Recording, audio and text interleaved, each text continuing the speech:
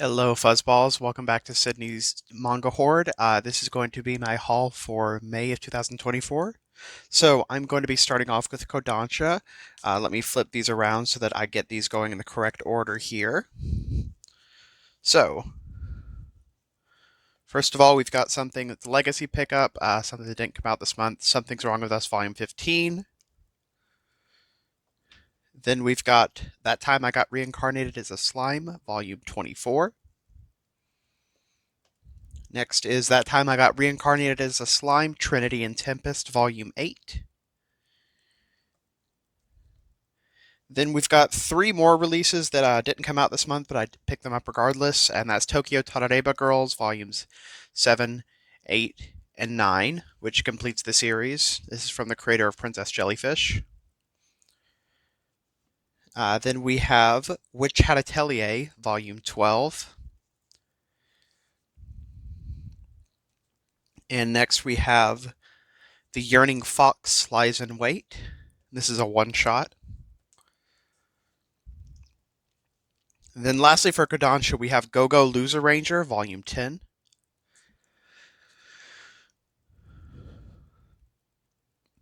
Then I'm going to do, let's see.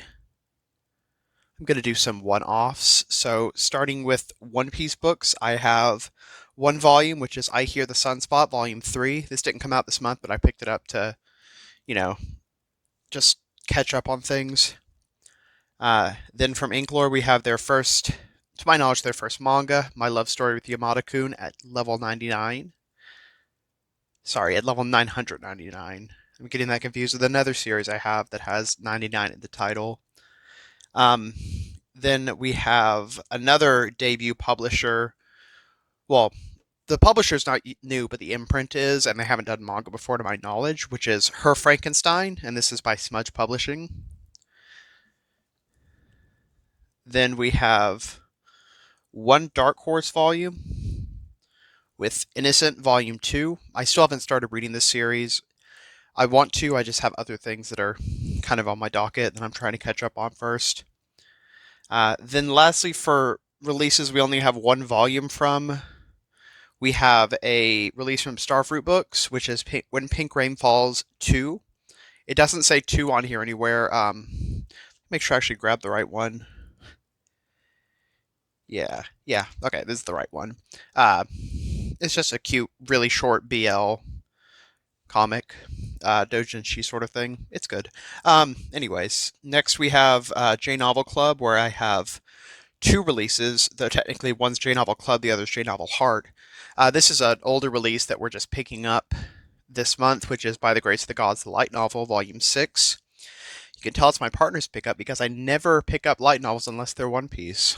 Then we have J Novel Heart with Tear Moon Empire, Volume 4.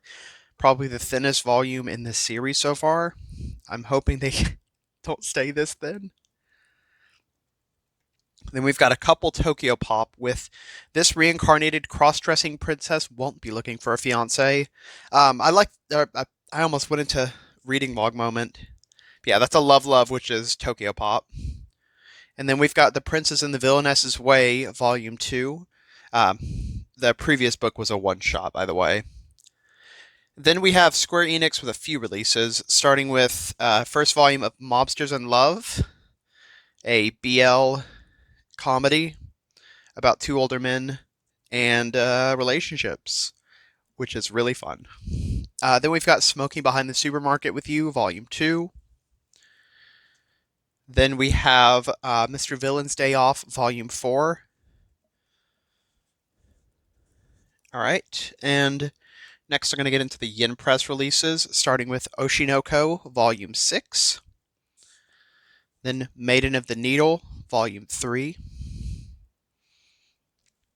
Next we have Goblin Slayer, A Day in the Life, which is a new manga from Goblin. A new manga in the Goblin Slayer universe, based on one of the light novels. I don't know which one yet. I'm not too up to date with that sort of thing. It's my partner's releases. Then we've got an Ise Press with The Villainess Turns the Hourglass, Volume 3. Next we've got Volume 3 of Tokyo Babylon by Clamp. Gorgeous covers. try and get that out of the camera.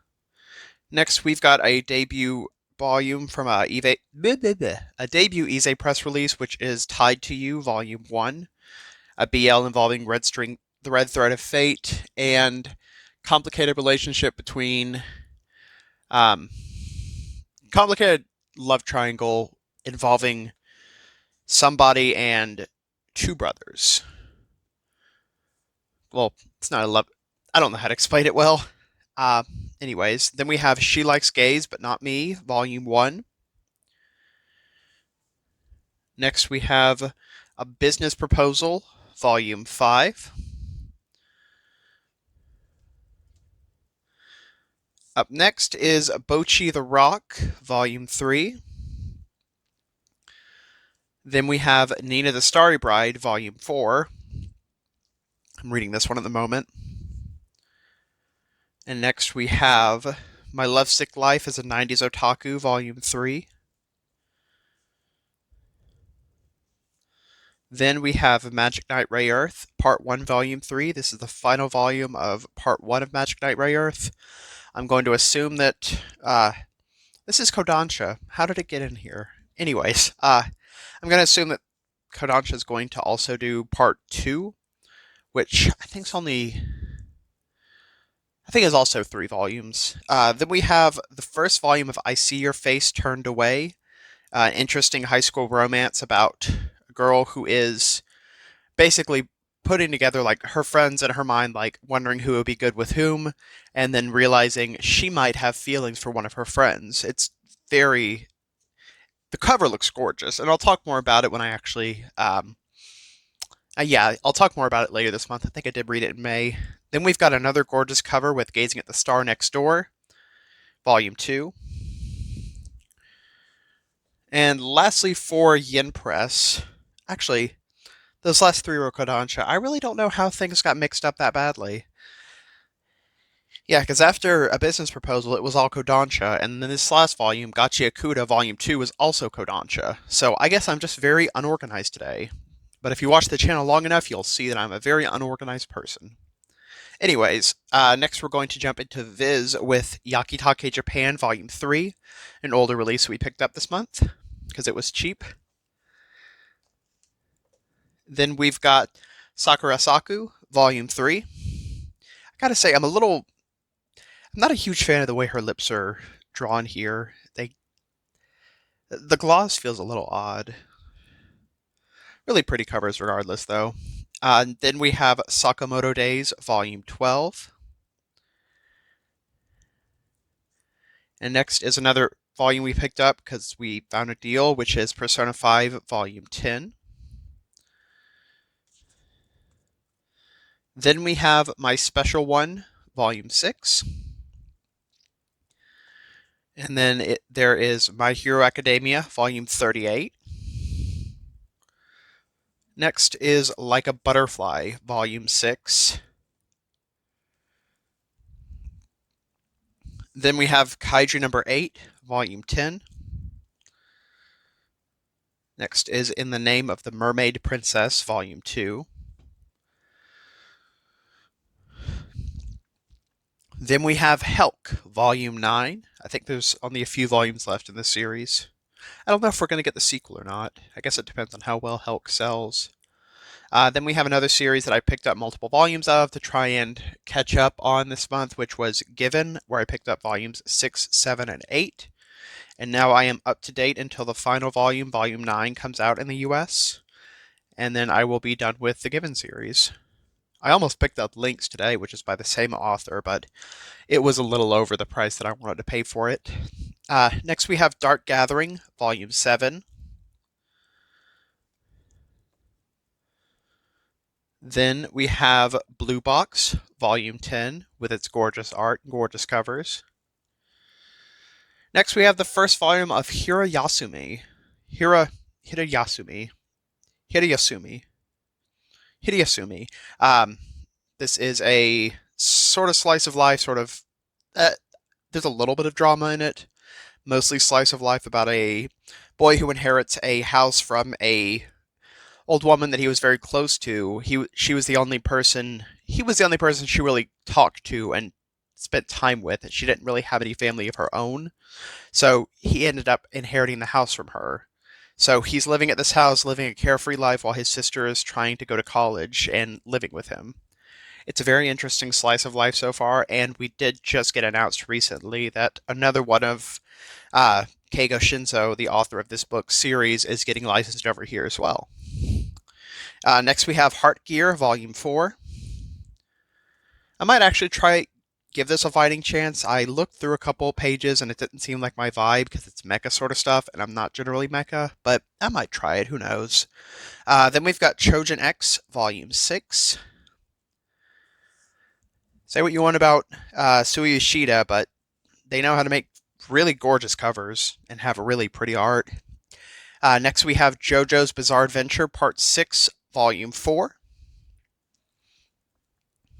And lastly for Viz, we have The Fist of the North Star, Volume 12. Boop, boop. Don't mind me just slipping in here. Alright, the last stack is going to be Seven Seas, starting with The Weakest Tamer Began on a Journey to Pick Up Trash, Volume 5. Then Otaku Elf, Volume 7. Next we have Magic Artisan Dahlia Wilts No More, Volume 3. This is another volume I tried to pick up to help work on catching up on my backlog of series I'm behind on. Then we have I'm in Love with a Villainess, Volume 6. Next is A Cat from Our World and the Forgotten Witch, Volume 2. Then we've got a surprise pickup. My partner decided to pick it up out of nowhere without realizing I also am interested in it. I was waiting until it got cheaper, but if he's paying for it, I'll take it. Boy Meets Maria, which I don't know much about it. I just know it's really depressing, and I don't want to know much about it until I actually read it.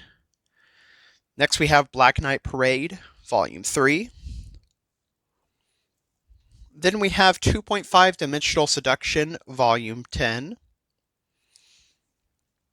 Then next we have Though I Am an Inept Villainess, Tale of the Butterfly Rat Body Swap in the Maiden Court, Volume 5 of the manga.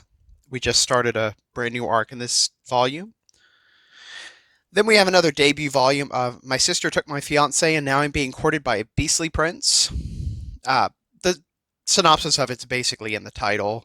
Her sister basically takes everything that she likes away from her, but this one guy, he likes her, and he doesn't look like he's gonna want to do anything with her sister, so it might work out. And he's also a lion boy.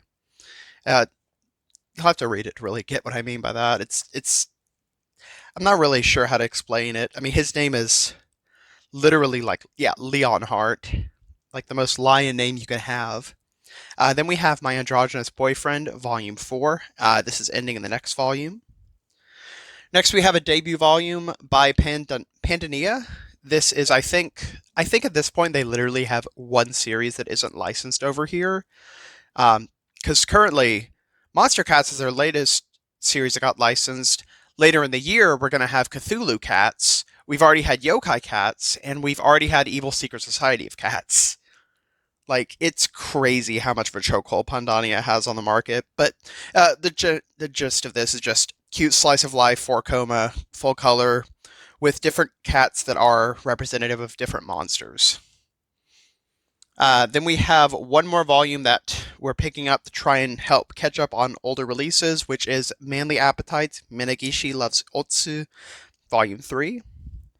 I'm getting this series for my partner. I just want him to actually try reading it, because he likes cooking stuff and he likes wholesome gay romance. He doesn't like the smutty stuff. Then we've got BL First Crush Anthology, 5 Seconds Before We Fall in Love. This is a really good anthology read. Each of the stories is less than 5 pages, and there's a lot of authors in here, and there's some that you'd recognize if you're up to date with a lot of BL releases, and BL releases over here specifically. There are some authors where their first BL work is in this. Like, they don't really do BL normally, including the author of BL Metamorphosis, which isn't a BL, but it's about a older woman and a young girl bonding over BL. But yeah, this is I just started going off like this is a reading log again. I need to just really separate my brain like this. But anyways, I hope to catch everybody in my reading log for later this month, and thank you so much again for all the support you guys give me. So have a good one, and happy Pride!